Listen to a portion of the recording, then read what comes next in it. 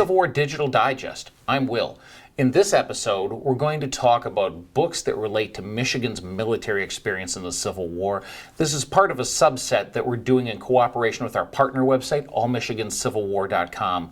In fact, in the comments section below, we'll post a link to their webpage that has a way to purchase many of these books. So if you're interested, you can go there as a quick resource to find where to order. These books are about the Michigan military experience. One thing we want to make clear, this is not an exhaustive list. In fact, I rode with Custer, the Civil War diary of Major Charles Safford, we just found yesterday. There's a rich Michigan history, and many authors have gone ahead and published either journals with annotations or done compilation works on regiments or even the famous brigades. Let's take a look at them. We'll start down here. Special services. Michigan had a few of them. Had sharpshooters and had mechanics and engineers, one regiment of each. One book about the sharpshooters, a journal, and then an author's capsule history of the engineers and sharpshooters. Finishing the center line, it's all infantry. Infantry is the main line of the war. Michigan had 30 regiments, and we have quite a number of them represented. From Charles Hayden's book about the 2nd Michigan, it was edited by Stephen Sears. Hayden was a member. Crotty was in the 3rd and 5th Michigan after they combined. Several capsule histories and some reminiscences about the 4th Michigan. Hard to find is a book on the 6th Michigan. It was published during the centennial. Ben Johnson was a soldier in the 6th, and Alan Brown edits his journals. If you can find this, it's a great look at the 6th, both as infantry and after they converted to heavy artillery deep in the South in Louisiana. At the Monroe History Museum, we found a book by Dave Townsend on the 7th Michigan Infantry raised out of Monroe. Excellent capsule histories, newspaper accounts in that of around the regiment and around Monroe as it watched its regiment serve. This book is another rare one, hard to find, even though published in the 1990s when gallantry was commonplace. If you're looking for information on the 11th Michigan, you need to find this book. The Ewing family Civil War letters, 12th and 20th Michigan. So many of these books deal with one person or a capsule of one regiment. This is two brothers. One serves in the 12th, one serves in the 20th. You get the two of them together. A large regimental history on the 16th Michigan. It's served on Little Round Top, a great read. Down here, a book called Supper in the Evening. It's about northern Michigan in the 19th century. There's 2 chapters about a sergeant in the 17th Michigan. One is his diary, one is his letters. The book's worth acquiring for that, both if you're a 17th Michigan fan or if you want just a really good look into life in the infantry. His stuff is fantastic. 3 books on the 19th Michigan. An original written by a veteran, journals from another veteran that were edited by his relative later on, and then a regimental history. Higginson Books, that we find good reprints from, has reprinted the history of the 20th Michigan. The 21st Michigan is very well represented in a new book by James Jenko of only a few years. This is an amazing capsule history looking both at what the regiment did and what the men experienced in camp and in the field individually. I pull that out of the way because we have 2 books here. Army life was hard. The field was hard. The marching camp life was boring. But it became especially hard if you were a guest of the Confederacy. A book from an officer in the 22nd Michigan or enlisted men out of the Michigan Cavalry Brigade, Hell on Belle Isle. Both of these not only talk about service in the field, but time in Confederate prison camps. Another rare book is a history of the 25th Michigan. This is the only copy I've ever seen of it.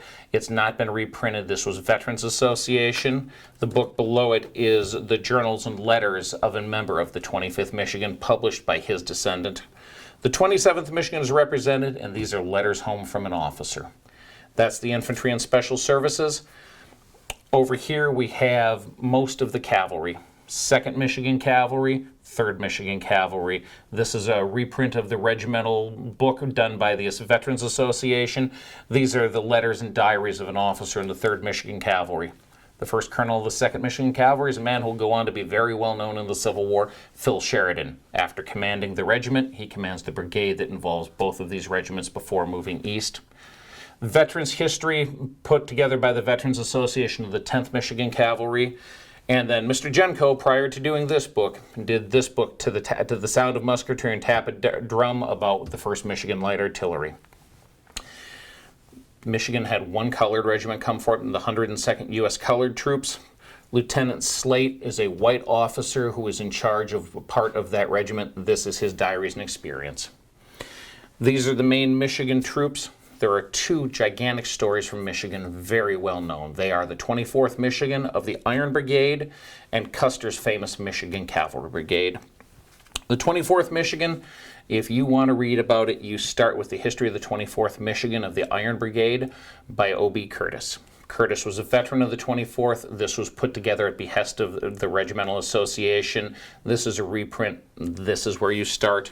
As you head down, either of these brigades, if you're looking for information about one regiment, you're going to find any general history on the brigade. You'll find information on all.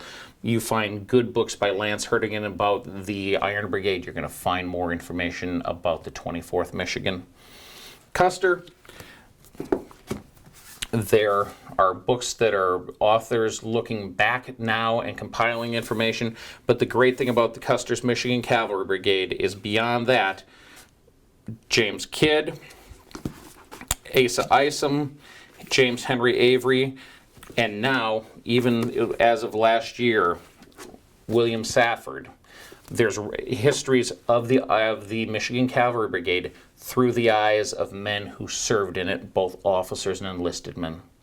It's the same across Michigan's regiments, whether you're seeing an author's look and research with modern information compiling all sources, or whether you're taking a look at the diary and journal of one man, you get quite the view of Michigan.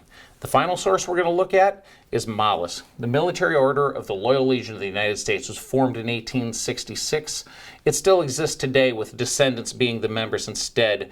In the late 1880s and 1890s, they held dinners, and at these dinners, the members gave papers and gave presentations about their war experience. The Michigan Commandery published two books. I have one of the two. The published form of the full volume is like this. Individual talks look like this. This is a great way to find out about one officer's experience in the Civil War. You can find those both originals, and Mollis has been good enough to reprint them online, either Google Books or straight to Mollis. In the comments section here, we'll put links to those. So this is the Michigan service in the field. Hope you've enjoyed it. If you've enjoyed this, we'd appreciate it if you hit like on this. And if you want to find out more about this, you can search around YouTube or just subscribe to the Civil War Digital Digest.